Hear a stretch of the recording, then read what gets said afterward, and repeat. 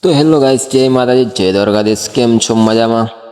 તો મજામાં જશો કે આપણે આની પહેલાંના વિડીયોમાં મેં કીધું હતું કે એક સિસ્ટમ બની રહી છે. તો તમે જોઈ શકો છો ડિસ્પ્લે પર આ સિસ્ટમ બની રહી છે,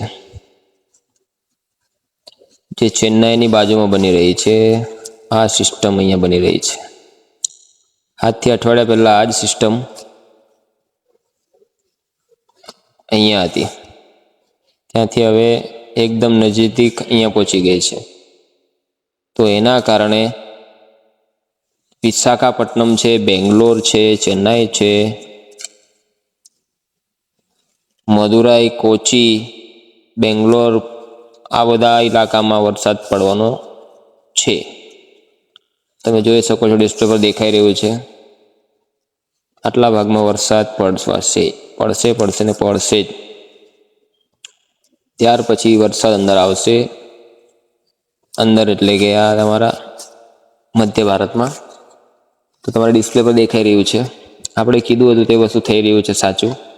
તમે જોઈ રહ્યા છો ડિસ્પ્લે પર આ સિસ્ટમ બની રહી છે. જો આ સિસ્ટમ આવી રીતના બનતી રહી તો આ સિસ્ટમ વિકરાળ રૂપ લેશે અને ટૂંક જ સમયની અંદર શિયાળામાં ચોમાસાનો અનુભવ થવા લાગશે. એટલે કે શિયાળો પણ ચાલુ હશે અને વરસાદ પણ પડશે, તો ઠંડી દબાવીને પડશે. તો હજુ તમારે છત્રી રેનકોટ ઘરમાં મૂકવાના નથી, એને બહાર જ રાખજો. ગુજરાતવાસીઓને અત્યારે 10 દિવસ તો કોઈ સંકટ છે નહીં ગુજરાત પર.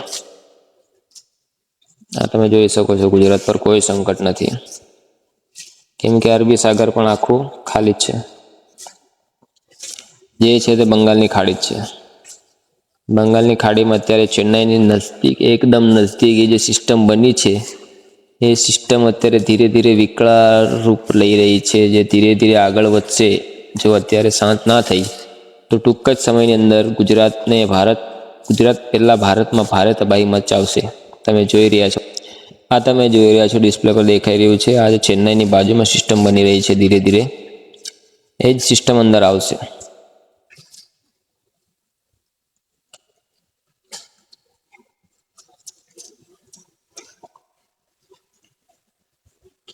હા, તમે જોઈ શકો છો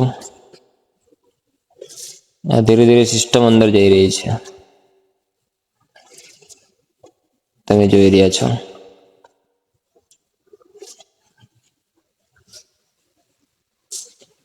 આના કારણે ભારે અસર થશે.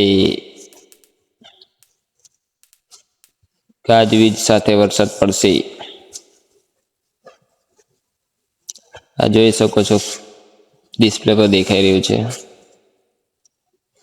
સિસ્ટમ જે બની છે તે સિસ્ટમ તો બનીને જ રહેવાની છે, અને મોટી જો થશે તો પ્રોબ્લેમ થશે. અત્યારે હાલમાં તો નાનું છે, પણ જો ધીરે ધીરે મોટી થશે તો ગુજરાત, ભારત પર સૌથી પહેલાં ખતરો આવશે, પછી ગુજરાત પર આવશે. તો સાવચેતી રાખજો. છત્રી રેનકોટ કેથે મૂકતા નહીં, ખાસ જરૂર પડશે.